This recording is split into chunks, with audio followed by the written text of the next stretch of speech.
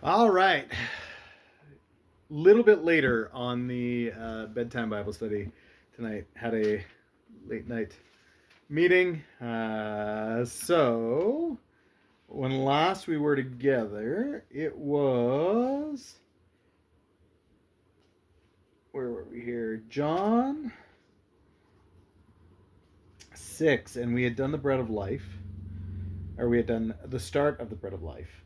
Um,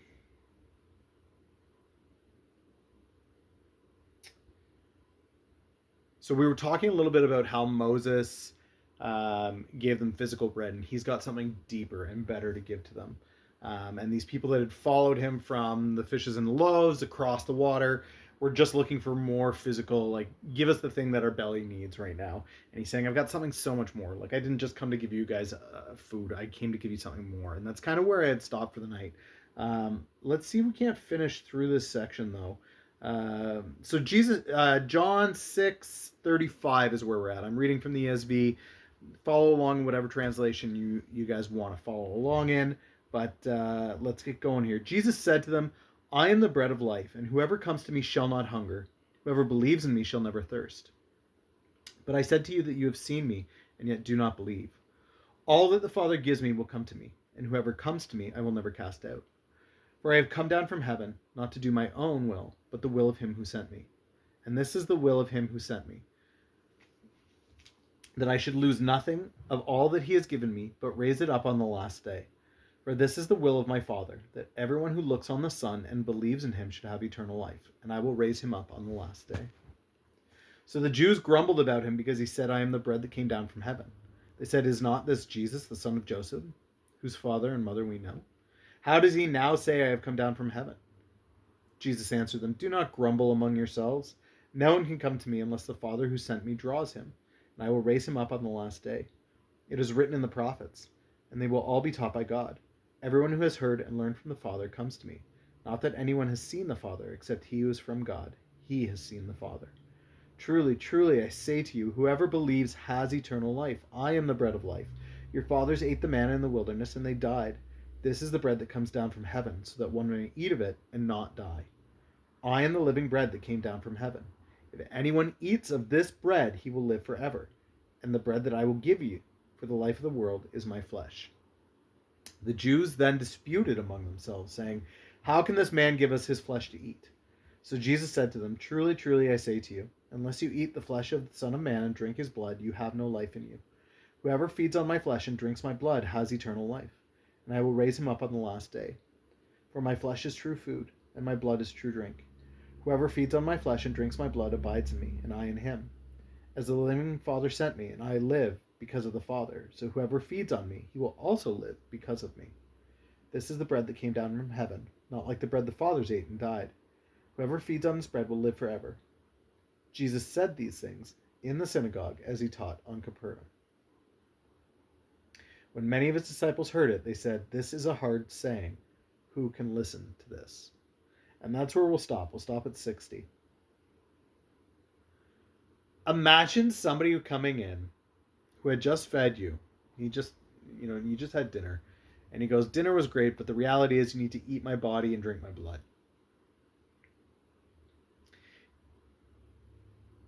It's going to come probably out of the left field a little bit. It's going to be a bit of a haymaker. It's going to knock you for a bit of a loop. For the average person who's there, they're looking at him like there's not enough to go around. You're not really that big of a guy for us to have to eat you. Literally raises some ethical questions. Should we be eating the flesh of a human being? Do you want us to actually drink your blood? How does this work?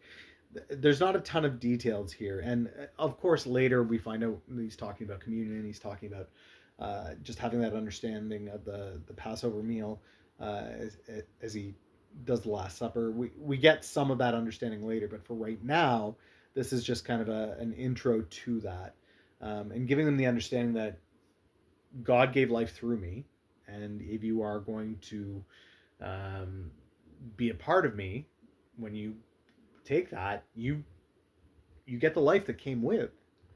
Um, what's interesting about this, though, is he repeatedly says a couple of times, um, that he came down from heaven, did not do his will, but the will of his Father who sent him. And whoever God gives him, he's gonna get.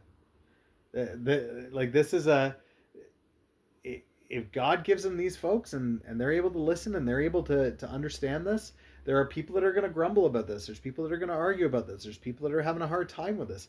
There are people that hear this and go, okay, like I don't understand what you're saying. Maybe I don't get it right out the gate, but you haven't led us astray so far. So like I'm gonna go with you. I just am like it's where we're going. It's what we're gonna have to do.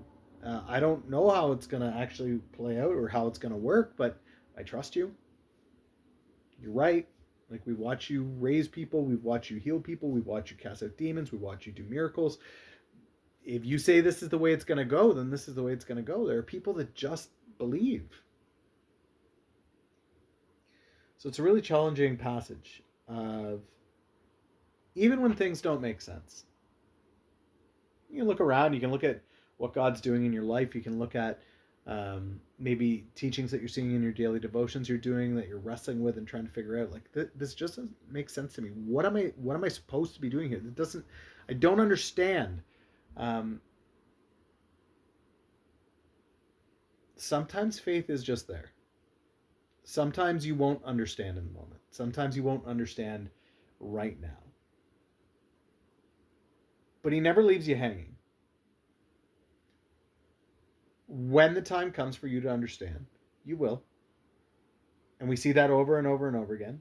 For those of you that have been following along with Daniel in the morning, Nebuchadnezzar gives him a caution, tells him something's going to happen, gives him dreams. He doesn't listen. Time comes where he understands exactly what Jesus was going to, or what God was telling him. This is what's going to happen. Now I understand. I'm in the wilderness. I've lost my kingdom, and don't worry, you'll be restored. And he doesn't understand what that means until it happens. There's a lot of times where God is doing a work in your life, when God is giving you something, a teaching, an understanding, or a lack of understanding, an instruction, and you're just wrestling with it. It doesn't make sense what you're being asked to do or how you're being asked to do it, where you are, where God is with you, and it's hard. It's hard. Those seasons are hard, but we can always trust in who God's character is. We can always trust in who Jesus is. And the things he does in love. The things he does for a purpose. And it's never his intent to mislead. It's never his intent to hurt. He loves you. And there's purpose in what's going on. There's purpose in what he's doing with you. If you don't understand right now, pray for understanding. Go to him, ask him the questions that you need to, but know that he's going to have an answer for you. And it may not come right away, but there will be an answer. It will make sense. Down the road, 6 months, a year, 5 years, 10 years, 20 years later, 40 years later, it's going to make sense. It's going to click at some point. And you're going to go, okay, now I get it. Now I get it. Sarah and Abram, right? You've got these elderly folk where God says, don't worry, you're going to be the father of all nations. And,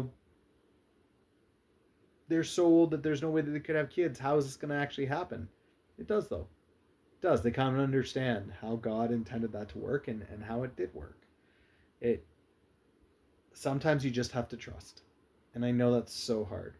And that, I'm not talking blind faith. I'm not talking just believing because you have to believe. I'm talking believing because you know who Jesus is. You know what the Word says he is. You know who he's been in your life. You know what he's done in the past. You know what he's accomplished. You know the authority he's had. Trust because of what you know to be true. That's it. It really is that. There's a whole thing about communion here, but wrestle that out, I guess, as you will. But this one for me is very much, there can be times when something's really confusing. It's a really hard, confusing thing to understand. But there's purpose there, and Jesus will come to explain it. You won't be left that way forever.